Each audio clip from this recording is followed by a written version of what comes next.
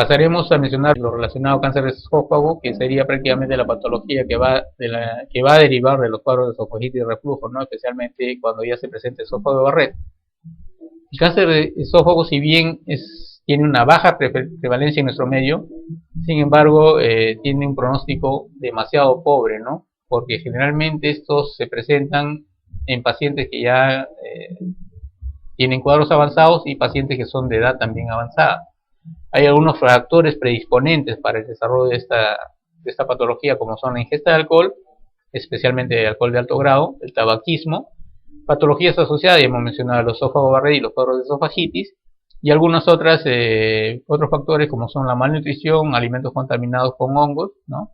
O el consumo de alimentos muy calientes o cuadros o pacientes que han recibido radioterapia previa. Como mencionamos, generalmente los pacientes ya acuden en estadios avanzados y generalmente los pacientes son pacientes de tercera edad, entre la sexta y séptima década de la vida. El síntoma por el que acuden generalmente es la disfagia progresiva, inicialmente a sólidos, que progresivamente se va haciendo intolerante hacia la ingesta de líquidos. Incluso se tienen pacientes que llegan con afagia, asociado a una baja de peso, ¿no? Progresiva, a la presencia de sangrado digestivo, ya sea alto o bajo, y la presencia de dolor retroesternal con frecuencia. Este es un cuadro para ver cuál es la prevalencia estimada de las características de la extensión de la enfermedad en el momento del diagnóstico.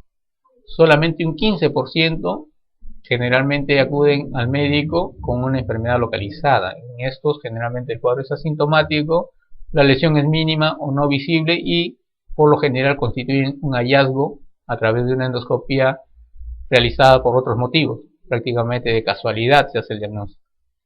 Un 25% de pacientes ya acuden al médico con una enfermedad regional, donde hay síntomas mínimos, básicamente la anemia, ¿no? Por la pérdida de sangre crónica producida por el proceso neoplásico, ¿no?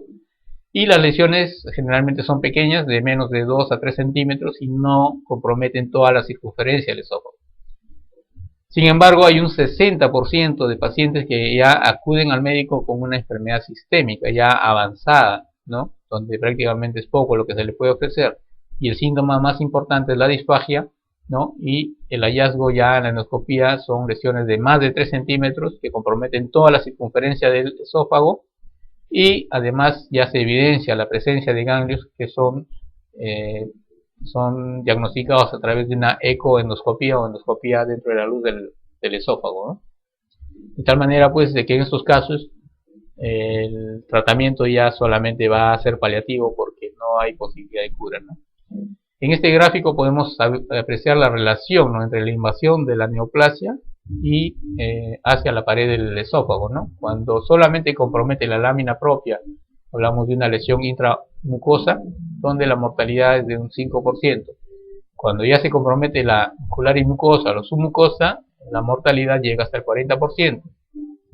Y cuando ya hay una invasión de toda la pared del esófago, la mortalidad se eleva hasta un 70 a 80%. Entonces hay una relación entre la profundidad del tumor y la mortalidad, de tal manera pues de que la idea es hacer un diagnóstico lo más precoz posible.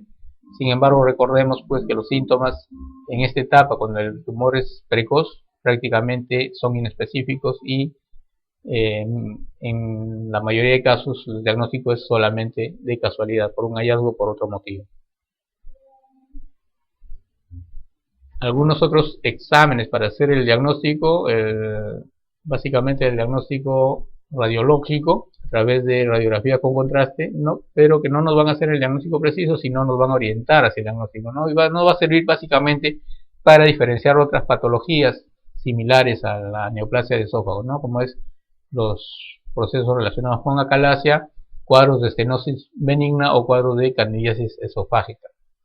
El hallazgo más frecuente en este tipo de procedimientos es la presencia de una masa dentro de la luz del esófago que va a comprimir y producir una dilatación proximal, ¿no? Pueden encontrarse lesiones como las lesiones en manzana mordida, ¿no? O lesiones estenosantes o ulceradas, ¿no? Que van a evidenciarse con el contraste. Asimismo, este procedimiento puede permitirnos evaluar el tamaño, el compromiso del la circunferencia esofágica, la localización, el nivel del tumor, si es tercio proximal, medio, distal, y la tortuosidad o el trayecto que sigue la neoplasia, ¿no? Asimismo, podemos evidenciar con este examen la presencia de fístulas, en cuyo caso ya prácticamente estamos hablando de un caso irresecable o ya no manejable con medio quirúrgico, ¿no? En esta imagen vemos la típica imagen en manzana mordida, vemos la parte distal del esófago como aparece como desgastada, ¿no? Con una retención del contenido esofágico por encima y dilatación de la misma. En esta imagen vemos pues la presencia de contenido de material de contraste en el árbol bronquial, ¿no? Lo cual prácticamente determina el pobre pronóstico en este caso del paciente. La endoscopía es otro procedimiento que nos va a ayudar en cuanto al diagnóstico, ¿no? Y debe ser realizado en todo paciente que presente síntomas sugerentes de un problema de esófago, ¿no? Siempre debe tomarse biopsia ante cualquier lesión de la mucosa, ¿no? Esto nos va a permitir confirmar lesiones avanzadas, infiltrantes, estenosantes, ulceradas o lesiones proliferativas. También podemos detectar lesiones incipientes, ¿no? Como son cuadros en los cuales se evidencia congestión, depresión o lesión en placa o polipoidea. Y el diagnóstico ya preciso de la patología de fondo nos lo va a dar la patología, el diagnóstico anatomopatológico, ¿no? Dentro de los neoplasias de esófago, el adenocarcinoma escamoso es el más frecuente en un 90% de casos, ¿no? El cual a su vez puede ser esofístico, ulcerado o infiltrante, ¿no? Dependiendo de la presentación de este tipo de tumor. El adenocarcinoma que se origina a nivel de la mucosa gástrica ectópica tiene la particularidad de dar metástasis ganglionares muy tempranamente, de tal manera que el pronóstico en estos casos es mucho más pobre en relación al adenocarcinoma propio del esófago. La extensión del tumor varía según el segmento esofágico comprometido. Recordemos que el esófago torácico no tiene adventicia y por lo tanto la diseminación a órganos vecinos va a ser mucho más fácil comparado con los tumores del esófago distal, en los cuales el esófago abdominal especialmente tiene una cubierta dada por el peritoneo, lo cual va a actuar como una barrera que va a limitar la diseminación periférica. En este gráfico vemos una endoscopía en la cual se observa una lesión ya neoplásica, ¿no? Ulcerada. Es un carcinoma de células escamosas del esófago. Y ya hecho el diagnóstico, debemos realizar algunos estudios complementarios, ¿no? Como es la broncoscopía, la tomografía y otros como la endosonografía o la tomografía con emisión de positrones, solamente para confirmar el diagnóstico o hacer un estadiaje preciso de la neoplasia, ¿no? La broncoscopía nos va a permitir descartar o confirmar la presencia de fístulas esófago-bronquiales, ¿no? La tomografía nos permite evaluar la extensión del tumor, el compromiso ganglionar y el compromiso de la vía aérea. Asimismo, nos va a permitir visualizar los planos grasos de clivaje que nos van a servir para realizar la disección en caso de que el paciente sea tributario del manejo quirúrgico. Actualmente está en boga la tomografía con emisión de positrones, lo cual nos va a permitir detectar cuadros de metástasis a distancia, ¿no?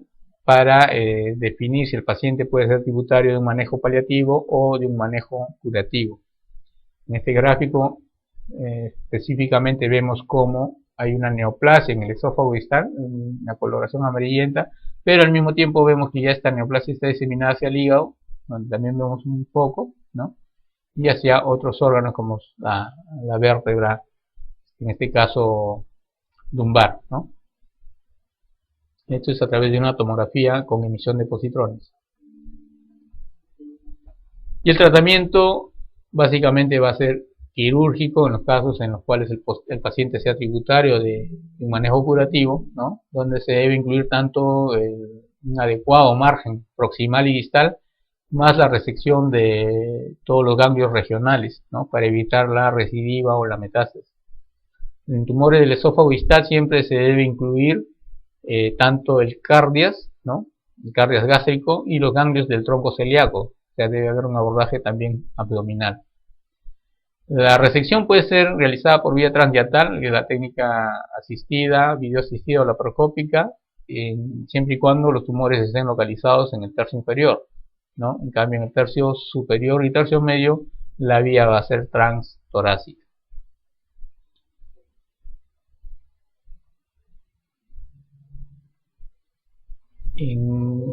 Una vez que se ha resecado el tumor, queda el problema de cómo hacer la reconstrucción, ¿no? Hay algunas tendencias en cuanto a esto, ¿no? Una vez resecado el tumor del tercio distal, algunos sugieren hacer la reconstrucción a través de una esófago gastroanastomosis, o sea, elevar el fondo del estómago hacia la parte distal del esófago, ¿no?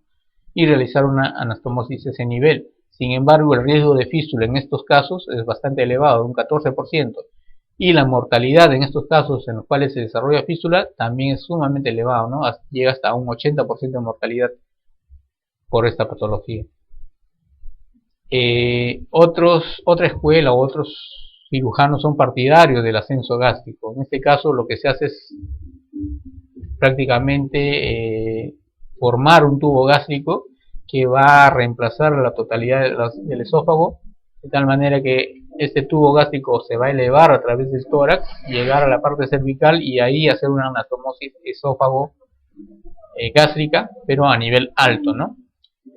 Tiene un mayor índice de fístula, lógicamente porque la tensión es mucho mayor, sin embargo tiene menor mortalidad porque se puede manejar más fácilmente una fístula a nivel cervical que una fístula a nivel del mediastino, ¿no? Tiene mayor mortalidad. Un 30-40% de pacientes van a ser susceptibles de resección paliativa, ¿no? Sin embargo, la sobrevida en estos pacientes va entre 4 y 20% a los 20 años. Realmente es muy pobre el pronóstico, ¿no? En los pacientes que tienen tumores de menos de 3 centímetros, tumores localizados, o tumores en los cuales no se evidencia la invasión de la adventicia o la presencia de ganglios, se puede intentar una cirugía curativa, ¿no? A través de una resección radical más la adenectomía de los ganglios regionales. En pacientes en los cuales ya se evidencian tumores de más de 5 centímetros y comprometen toda la luz o el lumen del esófago, y hay invasión más allá de la adventicia y presencia de ganglios linfáticos a distancia, prácticamente la cirugía debe ser solamente paliativa, ¿no? En estos casos, ¿no?, se proponen varias alternativas. Una de ellas es el bypass quirúrgico, ¿no?, que es prácticamente bypassear el esófago llevando un túnel realizado por el estómago o el colon, elevar el colon hacia la cavidad torácica, pero que actualmente ya no se justifica porque tiene una alta mortalidad y la sobrevida o la expectativa de vida en estos pacientes realmente es muy baja, ¿no? Demasiada cirugía para este tipo de pacientes. La alternativa más recomendada es el uso de prótesis transtumorales que van a mejorar la calidad de vida, ¿no?, pero que pueden presentar algunas complicaciones como es la perforación de la luz del esófago, la dislocación, o sea, la migración de la prótesis tanto hacia arriba como hacia abajo, ¿no?, de la zona de estrechez, o la producción de cuadros de hemorragia digestiva, ¿no?, por el traumatismo que se produce al colocar la prótesis a través del tumor.